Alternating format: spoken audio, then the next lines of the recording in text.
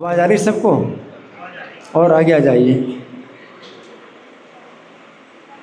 आज का जो श्लोक है वो संजय कह रहे हैं। कौन कह रहे हैं? संजय कह रहे हैं। और किससे कह रहे हैं? धृतराष्ट्र से। किससे कह रहे हैं? धृतराष्ट्र से कह रहे हैं। क्या कह रहे हैं? कि व्यास जी की कृपा से मैंने ये परम रहस्य भगवान श्री कृष्ण के द्वारा अर्जुन को सुनते हुए सुना। मैंने जो सुना, श्रुतवान, व्यास है प्रसादा श्रुतवान। व्यास की कृपा से मैंने सुना। क्या सुना?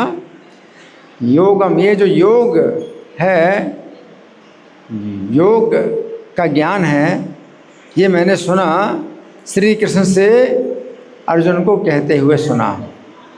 तो संजय ने क्या सुना? कि श्री कृष्ण अर्जुन से जो कह रहे हैं साक्षात वो मैंने सुना, है ना। तो व्यास जी की कृपा से, है ना, क्योंकि भगवान कृष्ण गीता का उपदेश कर रहे हैं। कहाँ पर? कुरुक्षेत्र में। कुरुक्षेत्र में भगवान अर्जुन को गीता का उपदेश कर रहे हैं, है ना। और इस महाभारत युद्ध के पहले व्यास जी धृतराष्ट्र के पास आए। किसके पास आए? धृतराष्ट्र के पास आए। धृतराष्ट्र जन्म से अंधे हैं। क्या है? जन्म से अंधे हैं धृतराष्ट्र। और अब महाभारत का युद्ध होने वाला है। ये महाभारत का युद्ध जो है ऐसा होगा कि पहले से ही तीनों लोकों में समाचार फैल गया कि कुरुक्षेत्र में महाभारत का युद्ध होने वाला है। और इस युद्ध को देखने के लिए तीनों लोकों के जो देवता हैं वो आएंगे। कहाँ पर आएंगे देवता लोग? आकाश में। देवताओं के पास ऐसी शक्ति है कि आकाश में वो ठहर सकते हैं। आप आकाश में नहीं ठहर सकते, हमें ज़मीन चाहिए। ठहरने की ज़मीन चाहिए, खड़े होने के लिए, बैठने के लिए ज़मीन चाहिए। हम आकाश में हम बैठ नहीं सकते, खड़े नहीं हो सकते। ये जो देवता लोग हैं आकाश में बैठ सकते हैं, खड़े हो सकते हैं, कोई बाधा नहीं होती। और इस प्रकार से देखेंगे महाभारत का युद्ध है, देवता लोग देखेंगे। तो व्यास जी ने सोचा कि इतना बड़ा ऐतिहासिक युद्ध हो रहा है, तो धृतराष्ट्र जो मेरा पुत्र है, व्यास जी के पुत्र हैं धृतराष्ट्र, मेरा पुत्र है, जीवन भर तो कुछ नहीं देखा, जन्म से अंधा है। कम से कम बेचारा युद्ध तो देख ले कि कैसा युद्ध है। तो इस प्रकार से व्यास जी धृतराष्ट्र के पास आए और बोले कि देखो, जीवन भर तुमने कुछ नहीं देखा, अब मैं जो है तुम्हें दिखा सकता हूँ। मैं तुम्हें दिखा सकता हूँ। क्या? ये महाभारत का युद्ध जो होगा वो मैं तुम्हें दिखा सकता हूँ। तो धृतराष्ट्र ने पूछा कि हे महात्मा, ये जो युद्ध है इसमें मेरे पुत्रों का क्या हाल होगा, क्या गति होगी मेरे पुत्रों की? तो व्यास जी ने कहा कि तुम्हारे पुत्रों की तो दुर्गति होगी और उनके पापों का फल मिलेगा और इस युद्ध में वो मारे जाएंगे।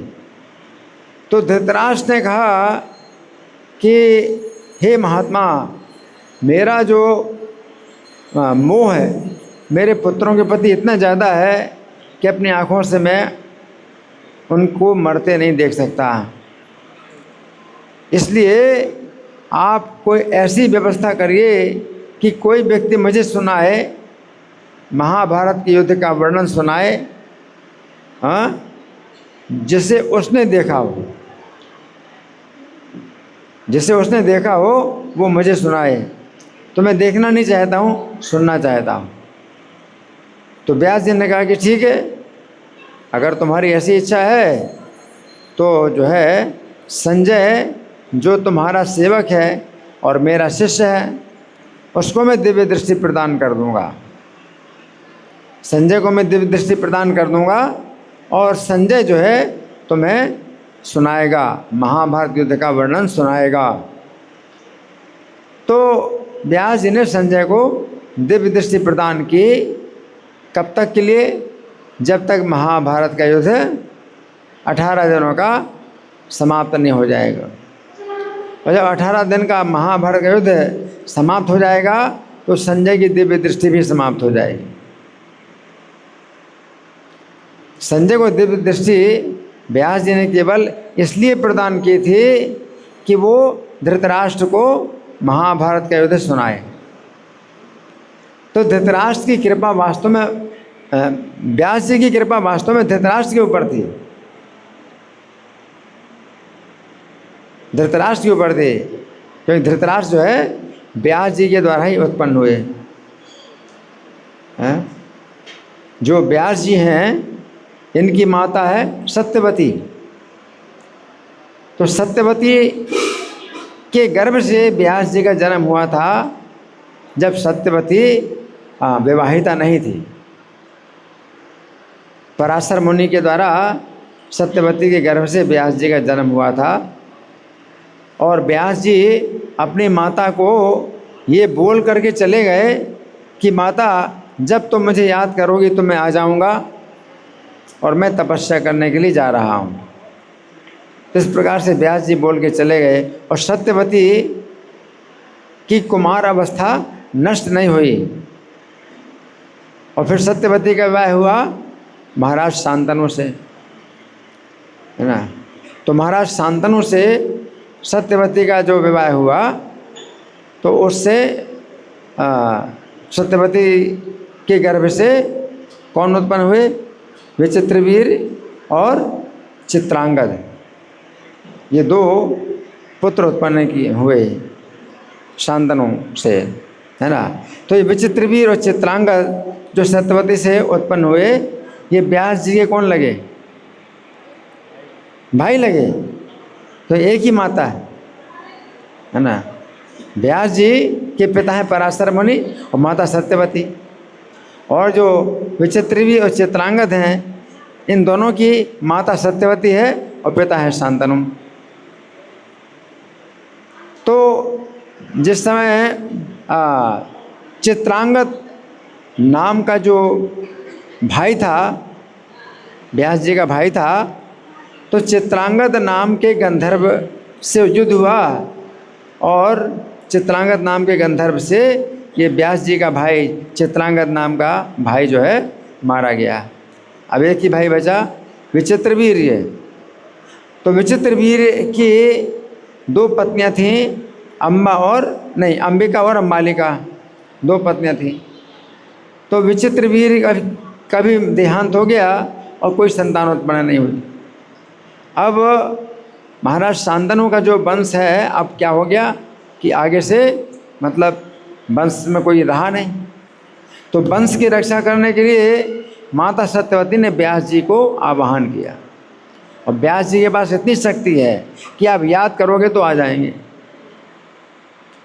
व्यास जी कहीं भी हो, कितनी भी दूर हो, तुरंत आ सकते हैं और वो जान भी सकते हैं कि उनको कौन याद कर रहा है। तो सत्यवती माता ने जैसे अपने पुत्र व्यासदेव को याद किया तो व्यासदेव तुरंत वहाँ पर आ गए। माता बताइए आपको क्या कष्ट है? तो सत्यवती ने व्यास जी से कहा कि बेटा यही कष्ट है कि जो तुम्हारे भाई विचित्रवीर की दो पत्नियां हैं विधवा हो गई हैं, उनसे कोई संतान नहीं हुई। इस प्रकार से मेरे पति शांतनु का जो वंश है वो अब क्या हो जाएगा? हाँ, वंश अब जो है आगे नहीं बढ़ेगा। तो तुम जो है अपने भाई की इन पत्नियों में संतान उत्पन्न करो। तो सत्यवती की आज्ञा से व्यास जी ने अंबिका से धृतराष्ट्र को उत्पन्न किया, अंबालिका से पांडु को उत्पन्न किया। तो व्यास जी के ही ये पुत्र धृतराष्ट्र हैं। तो व्यास जी का अपने पुत्र धृतराष्ट्र के प्रति कुछ कृपा की भावना है, करुणा की भावना है ना। कैसी कि देखो ये बेचारा जन्म से अंधा हुआ, इसने कुछ नहीं देखा, है ना। तो व्यास जी की इच्छा थी कि इसको जो है महाभारत का युद्ध देखने का अवसर प्राप्त हो, क्योंकि महाभारत का जो युद्ध है ये ऐसा विशेष युद्ध है जो कि देखने लायक। तो व्यास जी ने धृतराष्ट्र को ये कहा, और धृतराष्ट्र ने जब कहा कि नहीं महात्मा, मैं तो नहीं देखना चाहता क्योंकि मेरे पुत्रों की मृत्यु होगी इसमें, तो मैं सुनना चाहता हूँ। तो व्यास जी ने संजय को दिव्य दृष्टि प्रदान कर दी। इस प्रकार से जो संजय थे ये धृतराष्ट्र को ये जो है महाभारत की कथा सुनाते हैं। और महाभारत की कथा में ही जो भगवत गीता है वो भी आ गई। महाभारत की जब बिल्कुल दोनों सेनाएं तैयार हो गई युद्ध के लिए, और अर्जुन ने कहा कि मेरे रथ को आप दोनों सेनाओं के बीच में खड़ा करिए, तो भगवान खड़ा कर देते हैं। और अर्जुन जब देखते हैं हमारे ही कुटुंबी लोग हैं और यही सब जो है युद्ध के लिए तैयार हैं, है ना। तो कुटुंब के प्रति मोह के कारण अर्जुन युद्ध नहीं करना चाहते थे और भगवान ने गीता का उपदेश किया। तो संजय कह रहे हैं कि व्यास जी की कृपा मेरे ऊपर हो गई। तो धृतराष्ट्र को संजय ये बताना चाहते हैं कि वो कृपा करना चाहते थे आपके ऊपर, व्यास जी कृपा करना चाहते थे धृतराष्ट्र के ऊपर, और धृतराष्ट्र को दिव्य दृष्टि देना चाहते थे। लेकिन धृतराष्ट्र ने चूँकि मना कर दिया कि नहीं, मुझे आप दिव्य दृष्टि मत दीजिए, मैं सुनना चाहता हूँ, तो संजय को दिव्य दृष्टि दी है, ताकि संजय देख करके उस युद्ध को धृतराष्ट्र को सुनाए, है ना। तो ये जो है हरि बोल, इसमें आवाज़ खत्म हुई। इसके व्यक्ति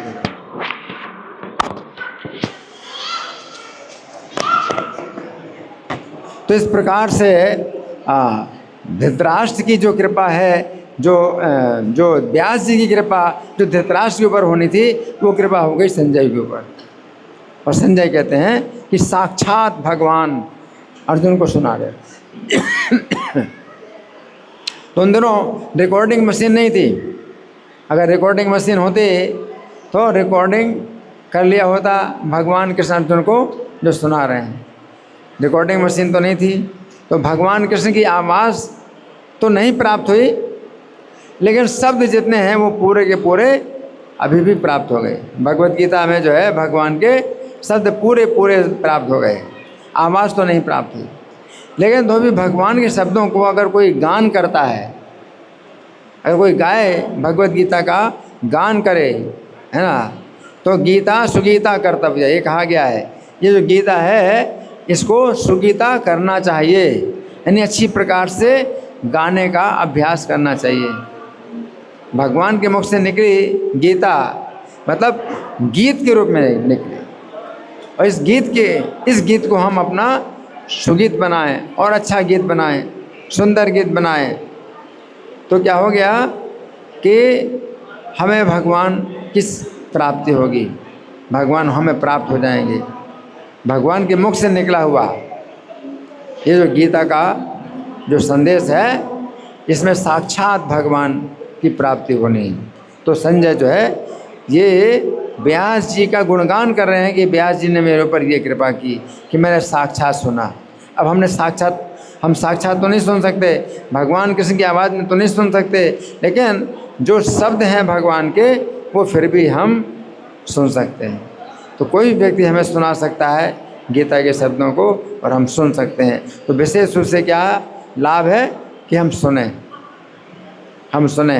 कोई भी क्लास देता है ना, तो हमें मिलता क्या है, भगवान कृष्ण के शब्द मिलते हैं सुनने को जो अर्जुन को दिए, है ना।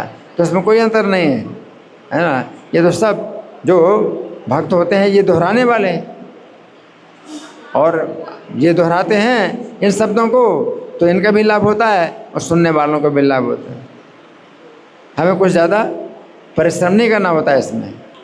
हमें व्यास आसन के ऊपर बैठ करके उन्हीं बातों को दोहराना होता है, और उन्हीं बातों को दोहराने से क्या होगा, ये भी शुद्ध होंगे और सुनने वाले भी शुद्ध होंगे, है ना। इनको भी समझ में आएगी भगवत गीता, और जो सुनने वाले उनको भी समझ में आएगी। बस केवल इतना ही है कि दोहराना है, कोई बात अपनी तरफ से ना जोड़ना है ना घटाना है, बस यही चीज़ है। इतना सरल कार्य है। तो यही जो है संदेश शिक्षा हमें प्राप्त होती है कि हमें रोज़ भगवत गीता है सुनना चाहिए। और ये प्रभुपाद की बड़ी कृपा है कि उन्होंने गीता क्लास का नियम बनाया है, शाम को गीता क्लास, सवेरे भागवतम क्लास, है ना। तो ये हमें सुनना चाहिए। धन्यवाद। ग्रंथराज श्रीमद् भगवत गीता की जय, श्रील प्रभुपाद की जय। हरे कृष्णा।